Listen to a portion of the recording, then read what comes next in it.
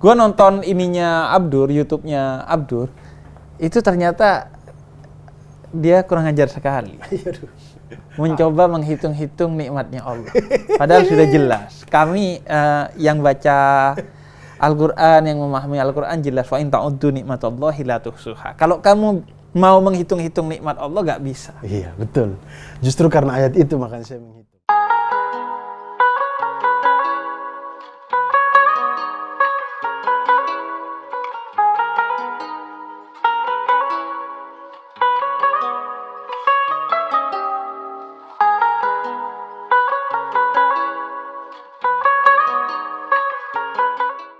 Assalamualaikum warahmatullahi wabarakatuh.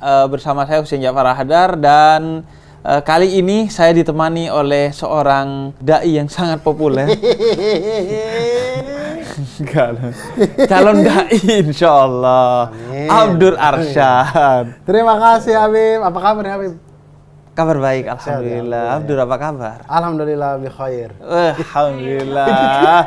Jawabannya udah jawaban Kalau bicara dengan anak-anak UIN kan harus gitu, harus ada Arab-Arab dikit. Oh, kirain karena stand up comedy sudah mulai tidak laku. Sehingga nyebrang. Bukan, saya mau dari panggung ke mimbar. Mau stand up tapi bahasa Arab. Oh. Tapi bener, Dur, dulunya matematika padahal. Matematika? Bukan bahasa Arab kan? Bukan. Tapi saya kuliah di Muhammadiyah Malang. Oh, iya. Jadi teman-teman saya banyak yang tamatan pesantren apa. Jadi kayaknya beberapa nyelip dikit kayak toyib. Ijlis. Tafadhol gitu-gitu. Jadi iya. Apa tuh artinya? Oh gitu ya, tahu-tahu dikit. Tahu-tahu dikit. Tapi bisa lah jadi modal lah ya. Jadi modal ke Arab kayaknya bahasa Arab tidak semudah itu deh kan? Tidak semudah itu. Iya kan? Kalau dari matematika ke agama kayaknya jauh banget. Tapi kalau dari matematika ke stand up. Jadi dulunya backgroundnya kan matematika. Dan sempat ngajar matematika. Kan udah enak. Tidak enak, saya bilang enak. Loh, kan tanpa tanda jasa. Harus bilang pahlawan perlu tanda jasa.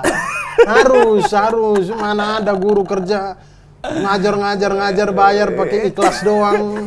Emang anak suaminya makan kapur apa spidol.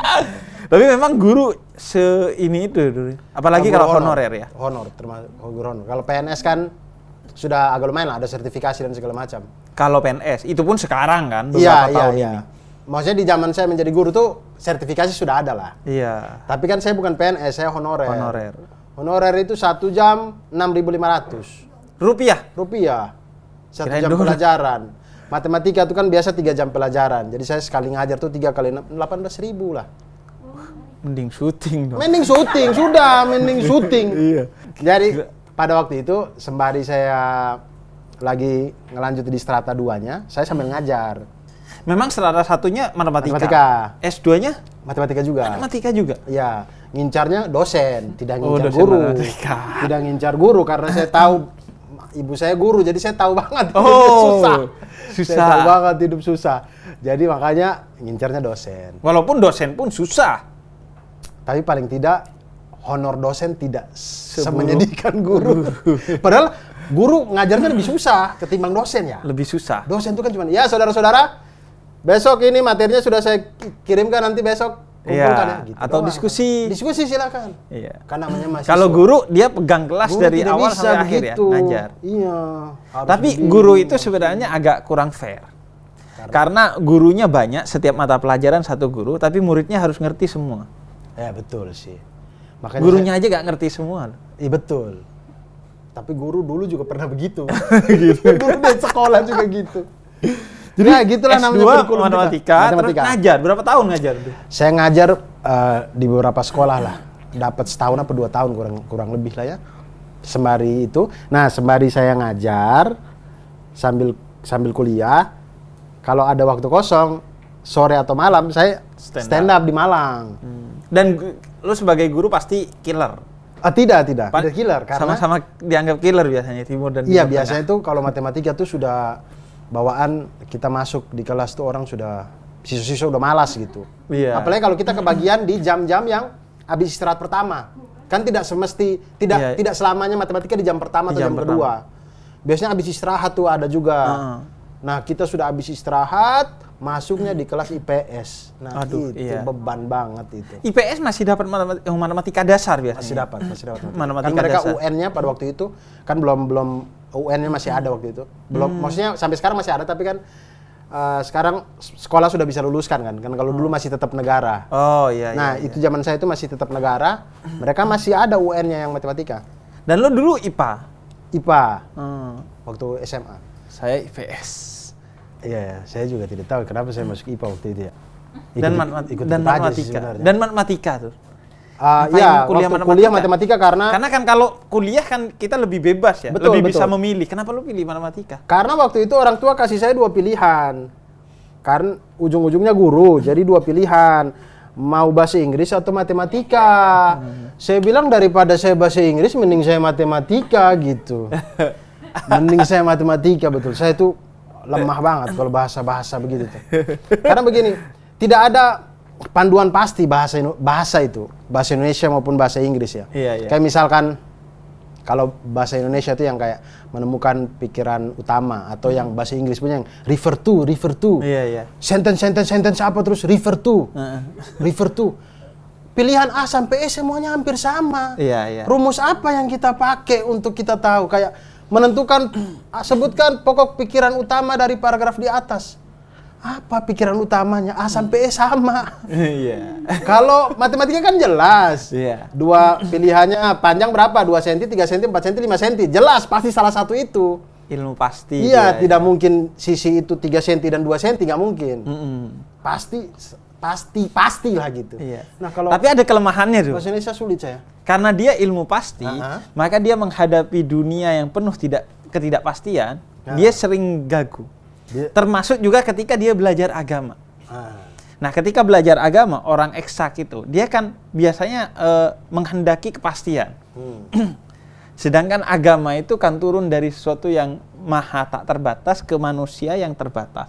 Sehingga pasti setiap manusia tidak bisa mutlak memahami kebenaran itu sendiri. Pasti dia, kata Jalaluddin Rumi, kebenaran itu seperti cermin yang jatuh ke muka bumi, kemudian pecah dan terserak. Setiap orang ya pegang kebenaran masing-masing, yang kalau ingin mencapai ridho Allah ya harus saling menggabungkan potongan-potongan cermin itu.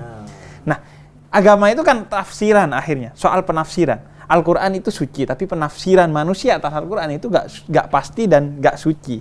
Dia relatif. Makanya saya bersyukur sih, walaupun saya susah payah di matematika, kuliah dan segala macam, tapi saya merasa bahwa gara-gara saya kuliah matematika itu kayaknya pikiran saya agak cukup runut ketika melihat sesuatu gitu. Iya, koheren gitu ya, nyambung, nggak lompat-lompat. Kan? Dan gue nonton ininya Abdur, YouTube-nya Abdur, itu ternyata dia kurang ajar sekali. Mencoba menghitung-hitung nikmatnya Allah. Padahal sudah jelas. Kami yang baca Al-Quran, yang memahami Al-Quran jelas. Wa in ta'uddu nikmatallahi la tuhsuha. Kalau kamu mau menghitung-hitung nikmat Allah, gak bisa. Iya, betul. Justru karena ayat itu makanya saya menghitung. Karena saya berpikir bahwa Allah tuh kasih tahu, bilang, kalian kalau mau coba hitung nikmat saya, nggak mungkin sanggup. Iya, udah Allah yang bilang, ngapain nanti Allah yang bilang, pasti itu, pasti. Terus mau pasti nyoba. Nggak mungkin. Makanya saya pikir, coba kita buktikan secara ilmiah gitu. Coba dengan ilmu saya yang cuma setitik dibanding lautan luas ini, cuma setetes air di lautan itu, saya cobalah. Coba. Dan akhirnya? Saya menghitung dan saya menemukan alasan logisnya kenapa kita tidak pernah bisa. Satu manusia ini, di dunia ini tidak ada yang pernah bisa menghitung nikmat Allah itu, karena orang matematika itu tidak pernah tahu bilangan apa di balik tak hingga. Matematika itu ketika menghitung dan ketemu angka-angka atau bilangan, bahkan disebut bilangan kompleks, dia bukan bilangan real lagi tuh. Sudah masuk bilangan imajiner gitu kalau tak hingga itu. Selalu ketemu tak hingga tuh pasti selalu dihindari. Persamaan itu akan selalu dihindari untuk menemukan tak hingga itu. Yang lambangnya S kayak S gitu ya? Infinity. Iya, infinity. Selalu menghindar, orang matematika selalu menghindar untuk menemukan itu tuh, selalu menghindar. Maksudnya kalau persamaannya akan menjurus ke situ, akan diubah bagaimana biar tidak ke situ. Jadi matematika itu tidak pernah bisa mendefinisikan apa itu tak hingga. Nah, itu yang membuat simpelnya itu yang tidak bisa kita menghitung nikmat Tuhan. Dan seingat gue itu lo hanya mata doang ya kalau nggak salah yang Iya, itu baru mata doang, baru nikmat mata doang. Nikmat mata. Iya. Jadi justru kesimpulannya memang secara ilmiah memang nggak bisa dihitung. Saya mengambil mata itu karena saya kurang tahu itu tuh cerita sufi atau hadis atau apa ya yang katanya ada ahli ibadah yang dia pengen masuk surga karena ibadahnya selama 500 tahun, tapi kemudian ketika ditimbang dengan nikmat sebelah matanya doang, ternyata nikmatnya masih lebih banyak daripada amalnya dia gitu. Sepanjang 500 tahun itu. Dan dalam hadis memang bahkan Rasul pun masuk surganya itu, Rasul kan dijamin masuk surga. Tapi dalam hadis dijelaskan bahwa itu karena rahmatnya Allah, bukan karena amalannya Rasul. Karena itu ketika Sayyidah Aisyah bertanya, Rasul kok masih sholat sunnah gitu, padahal sudah dijamin masuk surga sholat malam. Ya itu kata Rasul, aku ingin menjadi abdan syakura, hamba yang bersyukur. Jadi semua ibadah Rasul itu ya untuk rasa syukur gitu. Nah, rasa syukur itu yang kemudian mengetuk pintu rahmatnya Allah. Ketika dibuka pintu rahmatnya Allah, maka kita dimasukkan ke surga. Makanya saya sering bilang, ibadah itu harus menjadi seni merayu Tuhan. Jangan menganggap, oh ibadah ini buat beli surga, gak bisa. Dia merayu Tuhan agar Tuhan, wah iya nih orang. Makanya satu sujudnya orang aja membuat Tuhan merasa, wah beneran nih, ini hamba gua nih. Sujudnya sampai segitunya. Dibuka pintu rahmat, masuk surga kita. Dan memang harus targetnya Tuhan atau Nabi Muhammad, bukan surga. Karena kalau surga belum tentu ada Nabi Muhammadnya di dalamnya. Tapi kalau ketemu Nabi Muhammad pasti di surga dong. Nggak mungkin di tempat lain. Dan surganya pasti surga yang ultimate gitu ya. Surga yang tertinggi. Karena ini bersama Abdur, gue jadi ingat. Gue tuh pernah buka HP gitu, pengen beli sepatu. Tiba-tiba di YouTube ada iklan sepatu. Padahal gue nggak pernah tahu tuh. Kapan algoritma gue masuk ke sepatu. Dan itu kan permainan algoritma lah ya di media sosial. Akhirnya gue berpikir, jangan-jangan surga itu berbasis algoritma ya. Ketika kita masih punya keinginan sudah terwujud gitu. Tapi algoritma yang sudah super canggih. Iya pasti. Yang sudah infinity tadi. Tak terhingga gitu. Ya bisa jadi, bisa jadi. Ini bisa jadi tema. Karena katanya kan hidup kita itu bergantung pada akhir nafas terakhir, sakaratul maut. Husnul khotimah atau su'ul khotimah. Nah, tapi orang mau dapat husnul khotimah ini bergantung amalan selama dia hidup kan. Mungkin amalan selama kalau dia ngomong surga terus, mungkin algoritma itu kebentuk sampai di akhirnya husnul gitu. Mungkin saja. Gitu. Mungkin. Memang menurut para ulama, kata-kata itu kan dia akan mensuges kita untuk kemudian membentuk takdir kita. Jadi kata itu membentuk laku itu membentuk kebiasaan itu yang membentuk nasib itu yang menciptakan takdir akhirnya. Jadi bisa jadi begitu. Jadi kita memang butuh sih dai yang backgroundnya matematika agar bisa bicara hal-hal yang seperti ini. Tapi sulit sekali karena itu tadi, maksudnya orang eksak itu menuntut memuaskan logika sih. Saya kalau ketemu teman-teman saya tuh ada juga yang pengen dipuaskan logikanya. Menurut saya agak sulit karena menjadi sulit itu ketika kita memahami agama dari sudut pandang POV-nya Allah Subhanahu wa taala gitu. Tidak mungkin bisa. Memang. Tidak mungkin bisa. Jadi ketika kita memunculkan pertanyaan-pertanyaan yang itu sudut pandangnya Allah, maka tidak bisa, logika kita tidak mungkin bisa jawab gitu menurut saya. Jadi memang konsepnya begitu. Di agama itu kan ada yang ta'akuli yang bisa dilogikakan, ada yang ta'abudi tidak bisa dilogikakan. Dan puncak agama sebenarnya yang dita'abudi ini. Karena kalau semua bagian dari agama itu bisa dilogikakan, maka kemungkinan manusia akan menyekutukan Tuhan dengan logikanya. Dia akan menurut sebenarnya kepada logikanya, bukan kepada Tuhan itu sendiri akhirnya. Makanya puncak ketaatan kita adalah ketika kita disuruh melakukan sesuatu yang nggak logis, tapi kita tetap melakukannya. Betul. Seperti Nabi Ibrahim alaihissalam. Nah, suruh nyembelih. Saya kalau disuruh, tiba-tiba malaikat Jibril alaihissalam datang suruh, Abdur, potong anakmu. Aduh. Iya, maksudnya karena itulah makanya kita tidak jadi nabi. Itulah kenapa kita tidak jadi nabi. Dan sebelum motong pasti didatengin Komnas HAM, polisi. Betul. Itulah kenapa kita tidak jadi nabi. Maksudnya ketaatan Nabi Ibrahim alaihissalam itu jauh. Bulan biar luar biasa. Nah, dan ini Abdur, kalau tahun ini selama 30 hari gua nonton YouTube lo, itu bicara tentang hadis-hadis Nabi ya, kebiasaan Nabi. Ya, dari bukunya Bapak Muhammad Ali Kutub itu tentang bukunya judulnya 50 Nasihat Rasulullah SAW untuk generasi muda. Ini tahun kedua, Bib. Tahun pertama itu saya bikin 30 tokoh jahiliyah. Kenapa tokoh jahiliyah? Kenapa gak tokoh Islam gitu? Nah, karena pada waktu itu saya waktu mau coba membuat konten tentang Sirah Nabawiyah, saya itu kebentur dengan di 2 tahun lalu ya. Jadi puasa tahun ini ya 2 tahun lalu lagi panas-panasnya isu stand up komedian dengan isu agama gitu. Oh. Jadi kalau saya tiba-tiba muncul bawa materi-materi yang begitu, pasti dihujat orang. Jadi siang sebaliknya. Iya, makanya saya cari apa konten yang kalau saya bercandain orang nggak mungkin marah gitu. Makanya saya bilang, tokoh jahiliyah sih. Oh, karena di dalamnya ada canda-candanya. Tidak ada candanya. Sirah Nabawiyah tidak ada candanya, cuman si tokoh-tokoh jahiliyah, cerita tokoh-tokoh jahiliyah yang ada dalam Sirah Nabawiyah ini saya ceritakan. Toh kalaupun ada punchline nyeleneh agak dikit-dikit di tokohnya, tidak masalah kan, dia tokoh jahiliyah. Iya, tokoh jahiliyah. Oh, gitu. Siapa mau bela gitu kan? Iya. Kalau saya bercandain sahabat tidak mungkin. Iya, pasti orang ini marah. Makanya itu jadilah 30 tokoh jahiliyah saya bikin. Terus tahun ini kemarin Ramadan 30 hari 30 nasihat Rasulullah SAW. 30 nasihat Rasulullah. Ya, saya ambil dari buku Bapak Muhammad Ali Kutub yang judulnya 50 nasihat Rasulullah SAW untuk generasi muda. Kalau yang tokoh jahiliyah bukunya dari mana? Buku Sirah Nabawiyah Syekh Safiur Rahman Al-Mubarakfuri. Memang satu persatu tokoh-tokoh jahiliyah. Oh, tidak ada. Itu ceritanya Rasulullah SAW kan, dari lahir sampai meninggal kan. Lu satu persatu ambil. Iya, di setiap cerita gitu. Itu kan ada aja Rasulullah ketemu Utbah bin Rabi'ah misalkan. Iya. Terus saya ikutin nih Utbah bin Rabi'ah nih, meninggal di sini, dia ternyata dimakan singa di Syam gitu. Dan saya tulis Utbah bin Rabi'ah. Ini banyak nggak menurut lu Muslim yang tingkahnya kayak jahiliyah itu? Banyak.